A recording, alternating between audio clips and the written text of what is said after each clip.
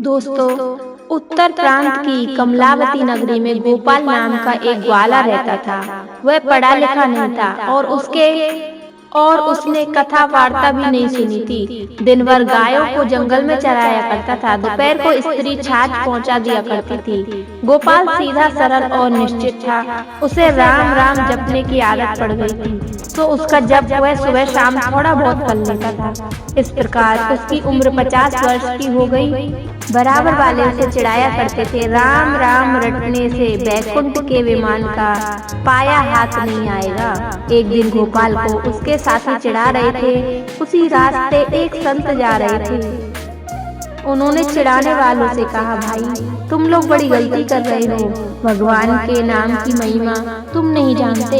यह बूढ़ा चरवाहा यदि इसी प्रकार श्रद्धा से भगवान का नाम लेता रहेगा तो इसे संसार सागर से पार कर देने वाले गुरु अवश्य मिल जाएंगे। भगवान का नाम तो सारे पापों को तुरंत भस्म कर देता है। गोपाल को अब विश्वास हो गया, मुझे अवश्य गुरु मिलेंगे और उनकी कृपा से मैं भगवान के दर्शन कर सकूंगा। वह अब बराबर गुरुदेव की प्रतीक्षा करने लगा। वह सोचता, गुरुजी तो मैं झट से संत बताए लक्षणों से पहचान लूंगा। उन्हें ताजा दूध पिलाऊंगा, वे मुझ पर राजी हो जाएंगे। मेरे गुरुजी बड़े भारी ज्ञानी होंगे। भला उनका ज्ञान मेरी समझ में तो कैसे आ सकता है। मैं तो उनके एक बात पूछूंगा, मुझसे बहुत ही झंझट नहीं होगी। गोपाल की उत्सुकता तीव्र थी। वह बार बार रास्ते पर जाकर देखता, पेड़ पर चढ़कर देखता, लोगों से पूछता, कोई संत तो इधर नहीं आए। कभी कभी व्याकुल होकर गुरुजी के न आने से रोने लगता, अपने अनदेखे अनजाने गुरु को जैसे वह खूब जान चुका है। एक दिन इसी प्रकार की प्रतीक्षा में गोपाल ने दूर से एक संत को आते देखा। उसका हृदय आनंद से पूर्ण हो गया। उसने समझ लिया उसके गुरुदेव आ गए। उन्हें ताजा दूध पिलाने के लिए झटपट वह गाय का दूध निकालने बैठ गया। इतने में संत आ गए।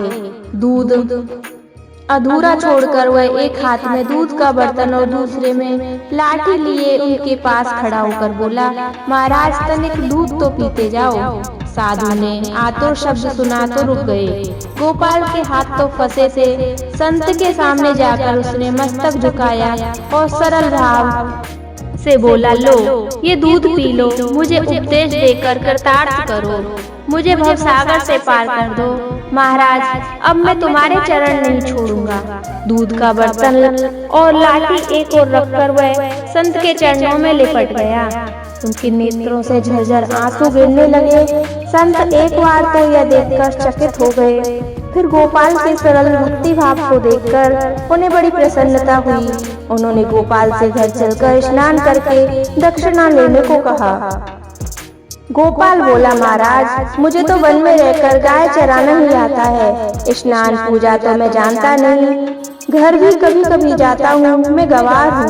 मुझसे बहुत बातें सदेगी भी नहीं। मैं तो उन्हें भूल भी जाऊंगा। मुझे तो आप कोई एक बात बतला दे और अभी यही बतला दे, मैं उनका पालन करूंगा। ऐसे भोले भक्त पर तो भगवान भी रीझ जाते हैं। संत ने मानसिक आसन बुद्धि आदि करके अपने कमंडल से जल से उस पर छींटा मारा और मंत्र देकर बोले, देखो अब तुम्हें जो कुछ खाना हो भगवान गोविंद का भोग लगाकर ही खाया करो। इसी एक साधन से तुम पर गोविंद भगवान की कृपा हो जाएगी। गोपाल ने पूछा, महाराज मैं आपकी आज्ञा का पालन तो करूंगा, पर गोविंद महाराज मुझे कहाँ मिलेंगे जो उन्हें रोज भोग लगाकर भोजन करूं। संत ने भगवान के स्वरूप का वर्णन करके कहा, भगवान तो सब जगह है, उनके भीतर है, सबके भीतर है। तुम उनके रूप का ध्यान करके उन्हें पुकार लेना, उनको भोग लगाना, भूलना मत। उन्हें भोग लगाए बिना कोई पदार्थ मत खा लेना। यह उपदेश देकर गोपाल का दूध ग्रहण करके महात्मा जी चले गए। दोपहर को गोपाल की स्त्री आई और छाछ लेकर चली गई। और छाछ देकर चली गई। गोपाल तो अब गुरुजी की बात स्मरण आई। एकांत में जाकर पत्ते पर रोटियां परोसकर तुलसी दल डालकर वे गोविंद भगवान का ध्यान करते हुए प्रार्थना करने लगे, हे गोविंद, लो ये रोटियां रखी हैं, इनका भोग लगाओ। मेरे गुरुदेव कह रहे हैं कि भगवान को भोग लगाकर जो प्रसादी बचे वही खाना। मुझे बहुत भूख लगी है, किंतु तुम्हारे भोग लगाए बिना मैं नहीं खाऊंगा। देर तक मत करो, जल्दी आकर भोग लगाओ। गोपाल प्रार्थना करते करते थक गया। संध्या हो गई पर गोविंद नहीं पधारे। जब भगवान ने भोग नहीं लगाया तब गोपाल कैसे खा ले। उसने रोटियां जंगल में फेंक दी और गौशाला लौट आया। गोपाल का शरीर उपवास से सूखता चला गया। इसी प्रकार 18 दिन बीत गए। खड़े होने से चक्कर आने लगे, आंखें गड्ढों में घुस गईं। स्त्री पुत्र घबराकर बार बार कारण पूछने लगे। गोपाल कुछ नहीं बताता। वह सोचता एक दिन मरना तो है ही। गुरु महाराज की आज्ञा तोड़ने का पाप करके क्यों मरूं? मेरे गुरुदेव की आज्ञा तो सत्य ही है। या ना सही मरने पर परलोक में तो मुझे भगवान के दर्शन होंगे। उपवास तो 9 दिन और बीत गए। आज 27 दिन हो चुके। गोपाल के नेत्र अब सफेद हो गए थे। वह उठकर बैठ भी नहीं सकता। आज जब उसकी स्त्री छाछ लेकर आई तब गौशाला से जाना ही नहीं चाहती थी। उसे किसी प्रकार गोपाल ने घर भेजा। बड़ी कठिनाई से छाछ परोसकर वो भूमि पर लेट गया। आज बैठा ना रह सका। उसे आज अंतिम प्रार्थना करनी है। वह जानता है कि कल फिर प्रार्थना करने को देह में प्राण नहीं रहेंगे। आज वह गोविंद भगवान को रोटी खाने के लिए हृदय के अंतिम बल से पुकार रहा था। यह क्या हुआ? तभी तेज प्रकाश गौशाला में आ गया।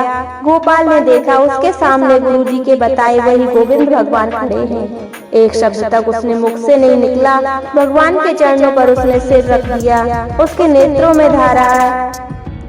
नेत्रों की धारा ने उस लाल लाल चरणों को धो दिया। भगवान ने भक्त को गोद में उठा लिया और बोले, गोपाल तू रो मत, देख मैं तेरी रोटियां खाता हूँ। मुझे ऐसा ही अन्न प्रिय है। अब तू यहाँ से घर जा। अब तुझे कोई चिंता नहीं। अपने बंधु बांधवों के साथ सुख पूर्वक जीवन बिता। अंत में तू मेरे गोलोक धाम आएगा। भगवान ने उसकी रोटियां खाई। उसके लिए प्रसाद छोड़कर अंतर ध्यान हो गए। गोपाल ने यूं ही उस प्रसाद को ग्रहण किया। उसका हृदय आनंद से भर गया। उसकी भूख प्यास दुर्बलता थकान सब क्षण भर में चली गई। आज 27 दिन के उपवास की भूख प्यास तथा दुर्बलता आज 27 दिन के उपवास की भूख प्यास तथा दुर्बलता ही नहीं, उसकी अनंत काल की दुर्बलता भी दूर हो गई। बोलो विष्णु भगवान की जय। कहते हैं भगवान अपने भक्तों के लिए सब कुछ करते हैं। बस अपनी प्रार्थना सच्ची होनी चाहिए और श्रद्धा सच्ची होनी चाहिए। बोलो विष्णु भगवान की जय।